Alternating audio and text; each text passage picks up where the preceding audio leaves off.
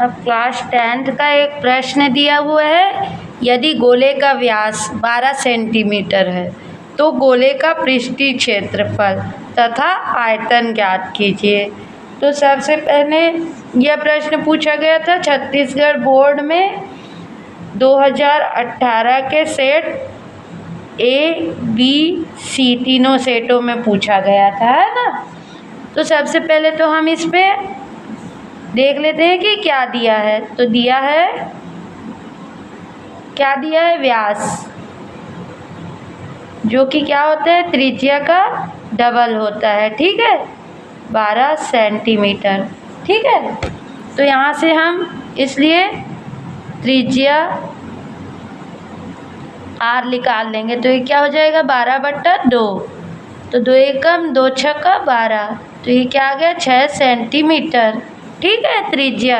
अब गोले का पृष्ठीय क्षेत्रफल का सूत्र क्या होता है, चूँकि गोले के पृष्ठीय क्षेत्रफल का सूत्र होता है 4πr², ठीक है। तो इस पर हम मान रख देंगे 4π और r का स्क्वायर, मतलब r क्या है, 6 का वर्ग। तो ये क्या आ जाएगा, 4π और 6 का वर्ग माने 6 गुणित 6, तो 6 गुणित 6 किए तो ये आ गया 36, ठीक है। और 36 का गुणा 4 से किए तो क्या आ गया, ये क्या हो गया, 6 चौक 24 का 4, हाथ का लाए 2, 3 चौक 12 और 2 14, 144 पाई। और क्षेत्रफल बोला इसलिए वर्ग सेंटीमीटर, ठीक। गोले का आयतन क्या होता है, गोले के आयतन का सूत्र ये होता है 4/3πr²। आयतन है इसलिए क्यूब, ठीक है। अब इस पर मान रख दिए तो ये आ गया 4/3π और r क्यूब माने 6 का क्यूब।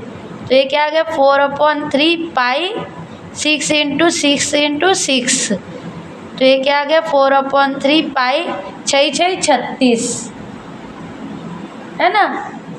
इसको रफ में कर लेंगे, यहाँ पर मैं करके, और 36 और 6, 6 6 36 का 6, हाथ का लाए 3, 6 कम 6, 6 12, 6 3 18, 19 20 21, 216, ठीक है। तो यहाँ पर काट लेंगे, इसको रफ में काटेंगे आप, मैं यहीं बता रही हूँ। 3 एकम 3, 3 सत्ते 21 और 3 दूनी 6, तो ये आ गया 4 गुणित 72 पाई, और इसको गुणा किए तो 4 दूनी 8 और 4 सत्ते 28, ठीक। तो ये 288 पाई। और ये क्या है, गोले का आयतन बराबर 288 पाई। और आयतन को किस में लिखते हैं, घन सेंटीमीटर में, घन सेंटीमीटर, ठीक है। अतः क्या लिखेंगे, क्या निकाले थे हम, गोले का पृष्ठीय क्षेत्रफल। अतः गोले का पृष्ठीय क्षेत्रफल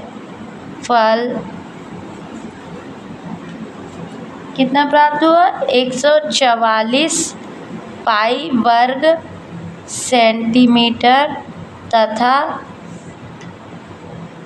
गोले का आयतन 288 घन सेंटीमीटर प्राप्त हुआ।